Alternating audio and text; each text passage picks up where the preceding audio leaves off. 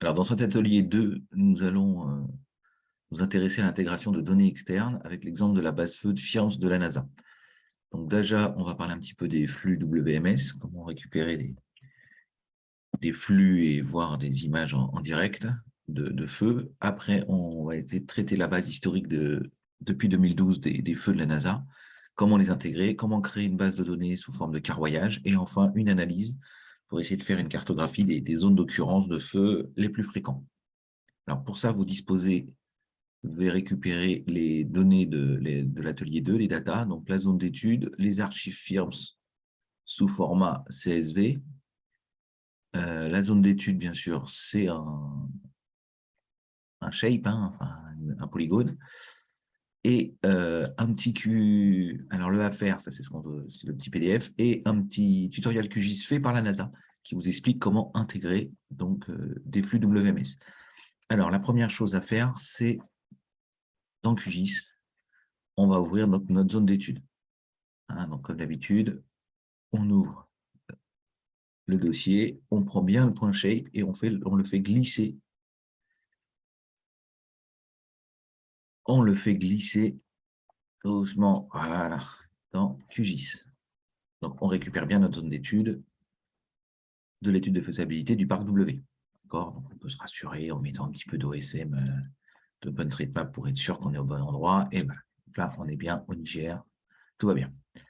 Donc une fois qu'on est là, on va aller ouvrir ce fameux flux WMS. Alors, qu'est-ce que nous dit le tutoriel QGIS de la NASA? Donc, quand vous l'ouvrez, vous tombez là-dessus. Alors, vous verrez, hein, il y a plein, voilà, c'est des trucs officiels, vous pourrez aller sur, il y a des liens, il y a tout ce que vous voulez, l'Open Data Source Manager. Voilà.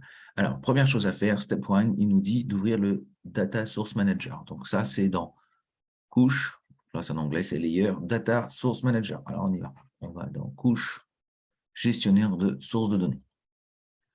Voilà, donc ça, vous avez une fenêtre de dialogue qui s'ouvre qui s'appelle le Data Source Manager. OK? Après, deuxième étape, on va créer une nouvelle connexion. Donc, à gauche, vous allez bien choisir WMS, WMTS et appuyer sur New. Alors, on y va. On choisit bien la source WMS, WMTS pour la sécuriser et on fait Nouveau. Dans le Nouveau, qu'est-ce qu'on rentre dedans? On descend un petit peu et là, il nous dit vous allez spécifier l'URL qui est ici, firms, mods, eodis, nasa.group, map server, WMS, avec le type de layer que vous voulez utiliser et votre clé. Alors, les layers qu'on veut utiliser, qu'est-ce que c'est que ça? C'est là, soit vous allez utiliser là du feu, soit vous avez d'autres layers qui sont des temps de détection avec deux formats. D'accord? Et bien sûr, il vous faut une map key, c'est-à-dire une clé qui va vous permettre, donc vous pouvez récupérer ici, qui vous pouvez créer pour vous, qui va vous permettre d'accéder à l'archive. D'accord? Donc, l'URL, c'est celui-là, hein, toujours le même. Et dedans, l'URL, c'est celui-là. Et derrière, il faut coder ce que vous voulez. Alors, pour vous simplifier les choses, je vous ai fait un petit lien que je vous ai donné dans les datas, là, qui s'appelle URL Fiance. Donc, on retrouve dedans. Je vous ai donné ma clé, là, à moi, voilà, que je me suis créé, mais vous pouvez vous en créer une pour vous, c'est même mieux. Et enfin, le lien pour ce clé-là. Alors, vous allez prendre ce lien-là, où vous retrouvez, j'ai bien pris ici le produit que je veux, c'est Fire, et là, vous avez ma clé. Okay, donc, on y va. On prend tout ça, on le code bien, on prend tout sans espace, sans rien en plus, ni en moins. On copie-colle et on colle ça dans QGIS. Voilà, dans l'URL. Voilà. Après, vous l'appelez FIRMS. Alors, je ne sais pas, moi, je vais l'appeler FIRMS. Et voilà, FIRMS, on va l'appeler WAC pour le Niger. Voilà, FIRMS WAC. Voilà. Alors, après, qu'est-ce qu'il y a encore à faire? Il ne faut pas appuyer tout de suite sur OK, parce qu'il y a quelques... Une fois que vous avez tout bien dit, vous pouvez le customiser, ça vous verrez, c'est pour les couleurs, on pourra le faire après. Quelque chose d'important, donc vous l'avez bien donné un petit nom, il l'appelle Fire ici, je l'appelais Firms WAC. Vous mettez l'URL. Très important, vous cochez que vous ignorez les getMap, URL reported, et vous ignorez ces deux premières options. Donc, les deux options que vous l'avez, c'est les deux là qui sont ici. Celui-là et celui-là. C'est très important de bien les coder. Voilà. Une fois que vous avez rempli tout ça, vous êtes presque au bout. Voilà. Select Fire. Voilà. Après, on va se connecter. Alors, on y va. Une fois que vous êtes là, vous dites OK. Vous avez maintenant une nouvelle couche, une nouvelle connexion Firms. Vous faites connexion. Là, il va sur Internet et là, vous avez tout un tas de produits. Okay. Alors, je vous laisserai regarder la documentation de la NASA pour bien tout comprendre comment ça marche. On vire, c'est à 250 mètres. Vous avez le 24 heures, le 48 heures, le 72 heures, le 7 jours, le 24 jours. Enfin, vous avez plein de 7 heures, pardon, de la NOAA. Vous avez plusieurs. Voilà. Donc, ce que je vous propose, moi, c'est de récupérer le Modis 7 jours. Je crois que c'est celui-là que j'aime bien. Il y en a plusieurs, ou Fire Modis, vous en avez plusieurs. Alors, on y va. Alors, la fin, voilà, vous vous connectez et après, vous pouvez customiser les couleurs comme vous voulez quand vous l'aurez sur le côté. Alors, on y va. Donc, on va prendre le Fire Modis. On va prendre le Fire Modis. Donc, on double-clique dessus. On prend par défaut, on fait ajouter. Et là, est-ce que j'ai pris le bon Fire Hotspot? Ce qu'il faut, c'est en avoir aussi. C'est ça, des fois, la difficulté qu'on a. Alors, le défaut, il n'était pas terrible. Donc, vous pouvez le supprimer. Alors, je vais vous montrer. Ce que je voudrais vous montrer, c'est qu'une fois que vous avez choisi votre connexion, elle se retrouve dans votre explorateur, dans WMS. Vous pouvez déplier et vous retrouvez votre firme SWAC. Quand vous la redépliez, vous retrouvez toutes les connexions qu'on avait à l'instant. Alors, il faut le laisser appuyer doucement. Voilà. Là, il est en train de les chercher.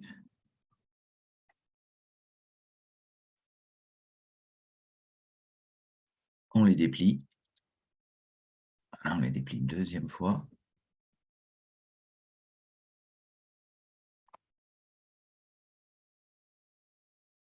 Voilà. Et là, vous avez toutes les connexions qu'on venait de faire à l'instant.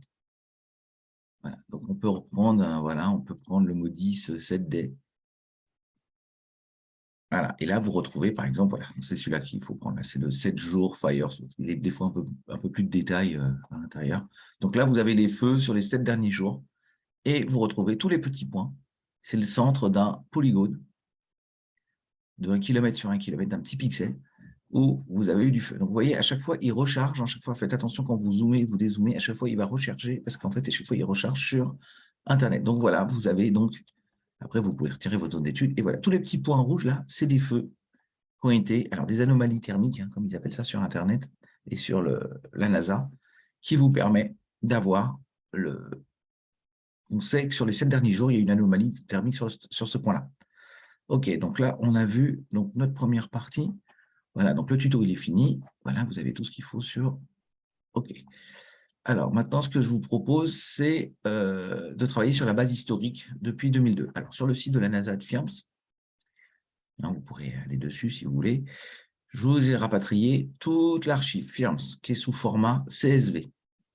Alors, le CSV, c'est un format texte. Alors, pour le prouver, vous prenez n'importe lequel. Là, par exemple, le 2002, vous cliquez droit dessus et vous faites ouvrir avec un bloc-notes. Quand vous l'ouvrez avec un bloc-notes, vous retrouvez du texte. Alors, c'est très mal mis en page parce qu'on ne voit pas grand-chose parce que c'est un fichier texte, mais ça marche très bien. Alors, c'est un fichier texte qui est comment? Où vous avez des variables avec les noms. La première ligne, c'est des noms des variables, donc latitude, longitude, 1. Donc, latitude, longitude, brightness, vous avez tout ce que vous voulez. Donc, latitude, altitude, donc ça, c'est plutôt X, Y, excusez-moi, Y, X et le reste. D'accord? Donc, c'est toutes des variables qui sont séparées avec une virgule. Donc, c'est du fichier texte séparé par des points, par des virgules. Donc, pour aller ouvrir ça sur QGIS, très simple, vous allez dans couche, vous allez ajouter une couche, et cette couche que vous allez ajouter, c'est une couche de texte délimitée avec, vous voyez, devant, il y a la petite virgule. Donc, quand on ouvre ça, ça vous ouvre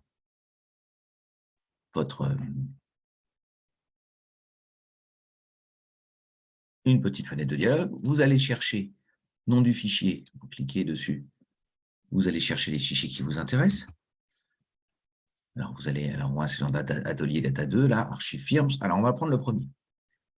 On appuie sur Modis 2021, Niger, CSV. On ouvre. Une fois que vous avez ouvert, vous avez plusieurs petites fenêtres là, que je vais exprès de les replier. Vous avez le format de fichier, les options du champ et de l'enregistrement, la définition de la géométrie et les paramètres de la couche. Première chose à faire, dans le format du fichier, vous savez, vous, que c'est du CSV à virgule. Alors, soit vous le mettez là, tout seul, à la main, et là, vous voyez, en bas, vous avez un petit échantillon de données sur les 20 premières, pour voir que ça marche pas mal. Ou si vous pouvez aussi le faire en délimitateur personnalisé et vous mettez virgule et vous retirez le point virgule. Ça fait pareil. Là, vous avez la main. Deuxième chose à faire, option des champs et des enregistrements. Le nombre de lignes à ignorer. Là, vous avez 0 ligne à ignorer, mais imaginez que votre fichier commençait au-dessus avec quelqu'un qui avait écrit résultat de l'année 2021. Il aurait fallu commencer la ligne 3 ou 4. D'accord? Donc, les en-têtes sont bien sur la première ligne. Les en-têtes, c'est les titres que vous voyez ici. Vous lui laissez détecter les champs automatiquement. Très important, lui parler du virgule en tant que séparateur de décimales. Ici, on s'aperçoit que les séparateurs de décimales, c'est des points, c'est des fichiers américains. Donc ça, il faut le décocher. Si ça avait été les virgules, il faut bien sûr le mettre, sinon il ne pourra pas comprendre, il va croire que c'est du texte. Réduire les champs, ignorer les champs vides, tout ça, vous en fichez. Hop, définition de la géométrie, très important. Qu'est-ce que c'est que X? Qu'est-ce que c'est que Y? Alors, je vous rappelle le moyen mémotechnique. Latitude, altitude. Vous pensez donc de haut en bas, c'est la latitude. Donc, on laisse bien en X et on laisse bien en Y. Voilà, vous pouvez même ouvrir des tables sans géométrie. Voilà. Alors, quelque chose d'important aussi, le type de géométrie. Donc ici, on est bien en WGS84 parce qu'on voit que c'est des degrés. Là. 2 degrés Est, 12 degrés Nord. D'accord? Ça, c'est tous les points que vous allez avoir. OK? OK, on fait ajouter. Et là, on s'aperçoit, donc là, vous pouvez fermer cette fenêtre. Et là, vous avez ouvert tous les points. Alors, je vous ai récupéré que le Niger. Vous avez tous les feux sur le Niger. Alors, vous apercevez qu'il y a quand même une concentration dans le parc W assez impressionnante. C'est normal, c'est là où il y a le plus de végétation. Une fois que vous avez créé, ouvert, lu ce fichier CSV, il vous fait un petit fichier ici. Mais quand vous regardez vraiment ce que vous avez dans les données, il n'a rien fait. Il n'a pas créé de point shape. Donc, première chose à faire, exporter ça. Alors, on y va. On l'exporte. Mais on ne va pas l'exporter n'importe comment. On va le sauvegarder. On va lui donner un petit nom. D'accord? Donc, vous allez le mettre au même endroit que le reste. Je vous conseille fortement. Voilà, dans les achats, vous le laissez bien en point shape. Alors, vous lui donnez un petit nom. Donc là, ici, ça va être 2021. Vous pouvez mettre je vous conseille fortement de mettre les mêmes noms. Vous faites 2021, vous enregistrez. Et c'est là qu'on va pouvoir changer la projection. On ne va pas le laisser en lat longue WGS84. On va le forcer à le mettre en UTM 31 Nord. Donc, on voit que c'est du 32.631. Donc, si vous ne l'avez pas encore, vous vous mettez là, 32.631. Ça, c'est bien UTM, zone 31 Nord.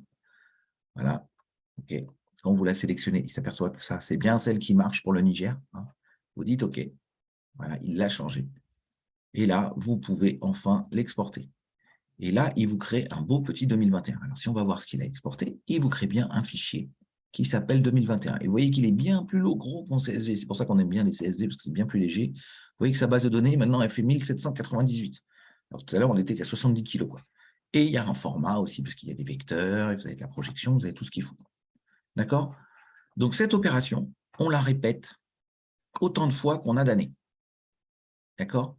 Alors, pour gagner un petit peu de temps pour la correction. Et puis surtout, ce qu'on fait à chaque fois, c'est qu'on fait du ménage. On supprime bien le 2021. Alors moi, je les avais déjà toutes faites la dernière fois, donc je vais aller les chercher. Elles sont là. Alors, moi, j'ai bien travaillé comme voilà. Vous prenez tous les points shape qui sont ici. Moi, je les prends tous, sauf 2021 que j'ai déjà. Voilà. OK, donc vous faites bien la même opération. Moi, je les ai déjà faites pour que ça aille plus vite. Voilà. Et vous avez donc tous les points. Sauf que vous faites bien en important un CSV à chaque fois. OK, et en le réexportant et en vous assurant, quand vous passez après votre souris sur chaque couche, que vous êtes bien en 32.631. OK. Donc là, on a importé tous les fichiers. Néanmoins, on n'a pas encore une belle base de données. On a juste des fichiers indépendants les uns des autres, mais bien en vecteur. Alors, comment créer une base de données? En réunissant tous ces points. Vous avez perçu qu'en plus, il y a des points, il y en a un paquet. Tous les points, là. Alors, vous pouvez aussi, ici, juste décocher notre flux Modis, là, comme ça va moins faire tourner Internet. Donc, comment récupérer tous ces points dans un même fichier et pouvoir comparer enfin nos années avec les unes avec les autres? Ce que je vous propose, c'est, et surtout ne le faire que dans l'étude de faisabilité, que dans la zone d'étude de faisabilité, c'est d'utiliser un carroyage. Alors, un carroyage, qu'est-ce que c'est? C'est qu'en fait, on va construire une grille. Alors ici, je vous propose pour l'exercice 2 km de côté, on va faire une grille. D'accord. Et on va à l'intérieur joindre de façon spatiale, donc avec des jointures spatiales, comme on a vu dans l'atelier numéro 1 juste avant, toutes les données. Et on va faire un champ par année, entre 2021 et 2002. Alors, on y va. Donc, pour faire ça, comment créer une grille? Alors, pour créer une grille, c'est facile, c'est dans Vecteur, outil de géotraitement, dans outil de recherche, pardon. On va y arriver. Hop, outil de recherche, créer une grille. Elle est ici.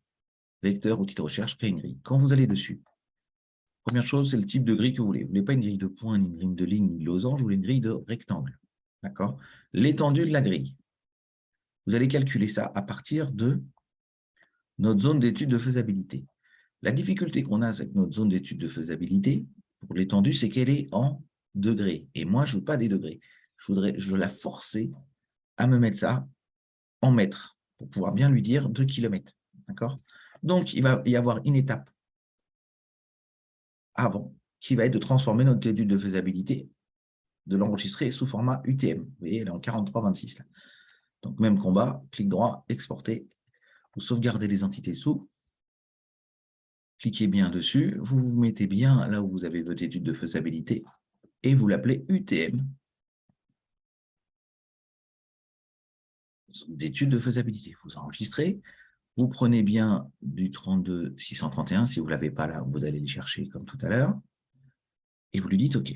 Et là, il vous génère une grille qui est magnifique. Il vous génère la zone en UTM. Vous cliquez droit, vous supprimez la couche, voilà. Et vous avez maintenant votre zone en UTM. On est bon, on peut retourner dans notre création de grille. Donc, outil de recherche, créer une grille. Vous voulez une grille de rectangle. On va calculer ça depuis notre zone UTM Z2 étude faisabilité. Voilà. Vous dites tout de suite que la SR de la grille, c'est du 32.631. Vous voyez que tout est en mètres. Et là, vous pouvez lui dire que vous voulez 2000 mètres sur 2000 mètres. D'accord? Vous vérifiez la superposition horizontale, verticale, vous vérifiez que vous êtes bien. Hop, vous exécutez. Ça va assez vite normalement. Et il vous crée une petite grille de 2 km sur 2 km. D'accord? Alors, dans cette grille-là, pour l'instant, qu'est-ce qu'il a comme données? Si on ouvre la table d'attributs, ben, il n'y a pas grand-chose. Il y a juste un identifiant pour chaque carré. Donc, on voit qu'il a créé 4556 carrés, hein, c'est écrit en haut. Les coordonnées du haut, du bas, de la gauche, du haut, de la droite et du bas. D'accord? Et là, ce que j'aurais généré maintenant, c'est une colonne pour 2021, 2020, pour toutes les années qu'on a, une par une. Alors, pour faire ça, alors c'est un peu fastidieux, il faut prendre son temps et le faire bien propre. Hein? Donc, on a notre grille qui est ici. Vous avez vu qu'elle est encore en couche temporaire, que le contenu s'est perdu à la fermeture du projet. Faites attention, on n'a pas encore besoin de l'enregistrer tout de suite. Alors, pour faire une jointure spatiale, traitement, boîte à outils, et là, on va chercher quelque chose qui s'appelle joindre. Joindre les attributs par localisation résumés. On double-clique dessus. Alors, qu'est-ce qu'on veut en sortie? La base layer, c'est toujours notre grille. Et pour l'instant, on veut joindre quoi? Notre 2021. OK? Alors, on veut joindre notre 2021. On dit, le prédicat géométrique, c'est bien que ça intersecte. Le champ à résumer, on peut prendre n'importe lequel, on prend latitude, par exemple, prenez le premier. Et le champ à calculer, c'est que vous voulez juste les compter. On veut savoir combien il y a eu de feux pour chaque année, dans chaque petit carré. Alors, on y va, on dit OK. Hein, on intersecte, voilà, et on exécute. Alors, ça prend un petit peu de temps parce qu'il n'existe pas de jonction spatiale entre les deux. Et vous allez voir, ça va aller. Normalement, en sortie, il doit avoir une belle grille. Voilà. Donc, en sortie, il nous crée une couche qui s'appelle couche issue de la jointure spatiale. Quand on regarde, on ouvre la table d'attributs, qu'est-ce qu'on a? On a bien compté. Et si vous voulez compter le plus petit haut, voilà. J'en ai 6, par exemple, sur ce carré-là. Alors, pour voir bien les carrés, vous sélectionnez là, vous appuyez sur la petite flèche, et là, il me zoome. Il me dit qu'ici, si je décoche tout le monde, j'ai eu 6 feux en 2021. Alors, on va les vérifier. Est-ce qu'on a 6 petits points Alors, il faut tout décocher. Voilà. Je garde que 2021 et j'ai bien 1, 2, 3, 4, 5, 6. J'ai bien eu 6 feux en 2021 sur ce carré-là. Donc, on a notre première jointure spatiale. Il va falloir répéter cette opération 21 fois à partir de la bonne couche. Donc, gris, maintenant, on l'oublie. On peut la supprimer. Moi, ce qui m'intéresse, c'est couche issue de la jointure spatiale, celle-là. Alors, je vous conseille fortement de la renommer à chaque fois. Sinon, vous allez être perdu. Donc, vous cliquez droit, renommer, et celle-là, elle s'appelle 2021. Voilà. Donc, à partir de 2021, on recommence la manipulation. On prend bien 21 et on y joint 2020. Toujours pareil, ça intersecte. Ça intersecte comment? Prenez toujours latitude, hein, prenez n'importe lequel. D'abord, il va compter juste les objets. Et vous lui dites bien compte. Vous dites OK. Vous exécutez. Il va me régénérer une grille. Voilà, vous le laissez arriver. Alors ça dépend un peu de votre pros et ça dépend de plusieurs choses. Alors moi, il met combien? 14 secondes. Voilà, fermé. Alors, on va regarder, maintenant, c'est 2020. Voilà. Alors, on va aller voir notre couche issue de la jointure spatiale. On ouvre la table d'attributs. Alors, je reprends mon 6. Alors, si je reprends le carré que j'avais tout à l'heure, eh qu'est-ce que je m'aperçois? Il faut 2020, pardon. Il est où mon 2020? Il est là. Voilà. Qu'est-ce que je m'aperçois pour mon 2020? Eh bien, qu'il n'y a pas eu de feu sur mon carré, où j'avais eu 6 feux en 2021. Alors, on va vérifier ça. Sinon, on ne raconte pas n'importe quoi. Si je fais clic droit donc sur ma couche, je les classe, ça c'est 2021, je vois que j'en ai bien toujours 6, mais en 2022, j'en ai 0, j'ai nul. D'accord? Par contre, j'en ai un petit peu à côté. Là, j'en ai un 1, alors on va essayer d'aller le voir. Hop, effectivement, j'ai bien un feu, alors c'est celui-là, là. Il peut y avoir un peu, des fois, il faut zoomer à mort, mais un point, c'est toujours d'un côté ou de l'autre d'une ligne. OK, et donc, il faut bien repartir cette couche-là. Maintenant, on peut l'appeler comment? On peut cliquer droit, on la renomme, et cette couche-là, on peut l'appeler 21, 20. Hein, on a bien les 2 années. Et cette opération-là, on va la répéter autant de fois qu'on a d'années, jusqu'à arriver à 21,02.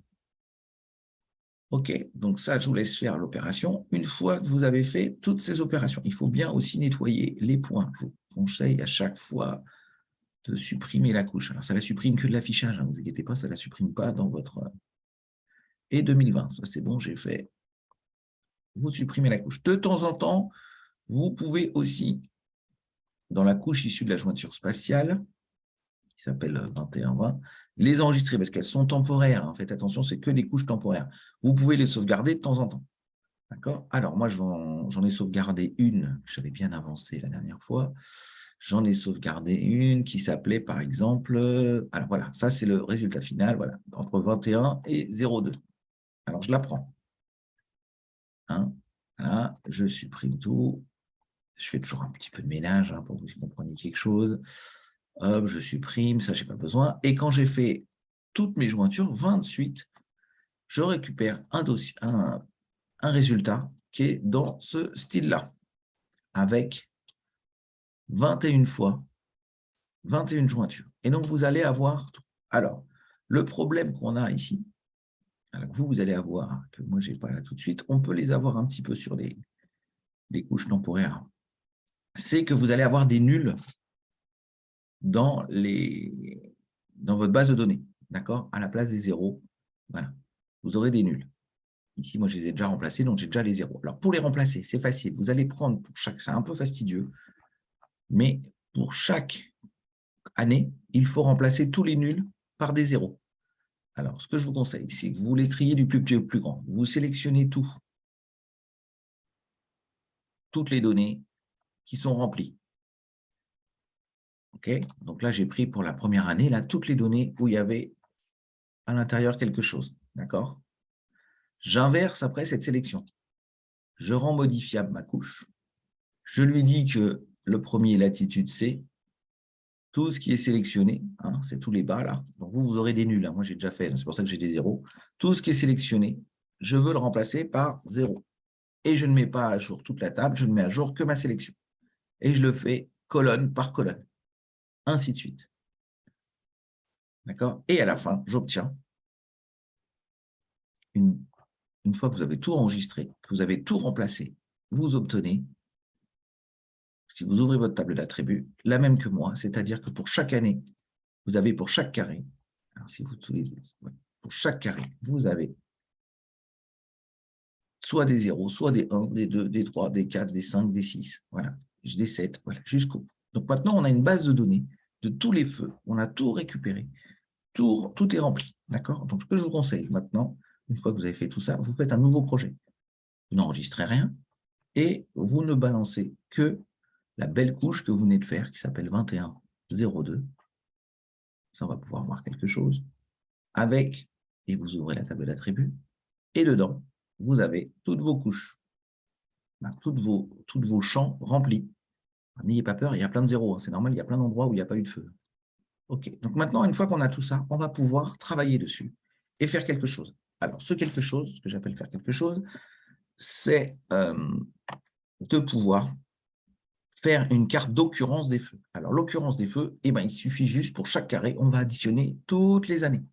Pour faire ça, vous mettez en mode modifiable, vous allez dans la petite calculette, vous allez créer un nouveau champ qui s'appelle OC feu, par exemple, l'occurrence des feux, ou nombre, ça va être plus simple pour tout le monde, NB feu.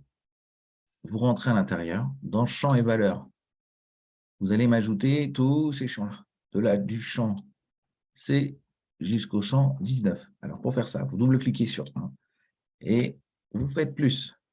Deuxième, plus. Troisième, ainsi de suite, jusqu'au bout. Alors, prenez votre temps. Faites attention qu'il y a bien chaque fois un plus. 4. Il faut répéter l'opération 20 fois. 6.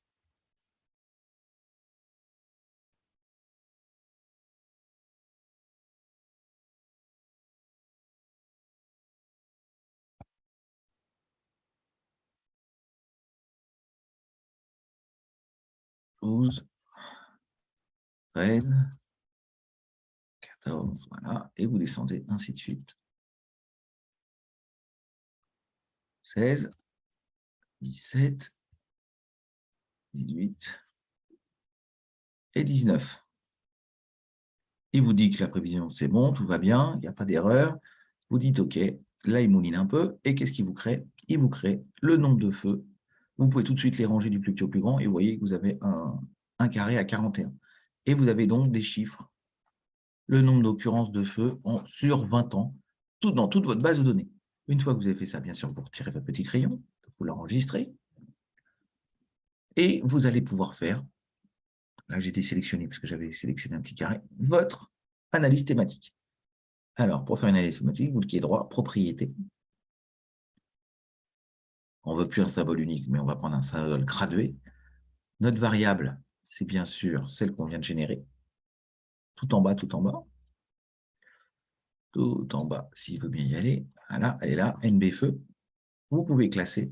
Et vous voyez, quand vous avez, voilà, il vous propose un champ. Alors, je vous conseille, vous pouvez prendre du Jenks là. Bon, là, après, ça, c'est vous qui êtes plus fort que moi sur ce que vous voulez. Alors, je vous conseille aussi, là, dans les valeurs, vous pouvez, quand vous double-cliquez dedans, vous pouvez mettre les valeurs que vous voulez. Donc, on peut peut-être faire une première classe 0 qu'on n'affichera pas, de 0 à 0, par exemple, voilà. Et lui, il va se débrouiller entre 0 et 11, entre 11 et 17, voilà. Vous appliquez, vous dites OK, et vous avez votre carte de feu. Et vous pouvez retirer le premier 0. Alors, il y a un truc qui est… Voilà. Et donc là, vous avez bien votre occurrence de feu sur l'ensemble des points. Voilà. Alors, on peut remettre dans X, Y, Z quelque chose un peu de plus sympa pour voir quelque chose. Vous pouvez prendre Google Maps, par exemple. Voilà, vous le mettez en dessous. Et vous avez bien une occurrence de feu dans la région de la zone d'étude. Et vous voyez avec des zones très importantes, moins importantes. Vous pouvez trouver des couleurs un peu plus fun que ce que j'ai pris. Alors, par rapport aux couleurs, ce qui fait un peu moche, c'est les contours noirs de chaque petit carré. Donc ça, c'est facile. Vous allez en propriété. Vous rentrez bien dans le style de symbole qui, pour l'instant, dans le symbole unique, moi, il était marron.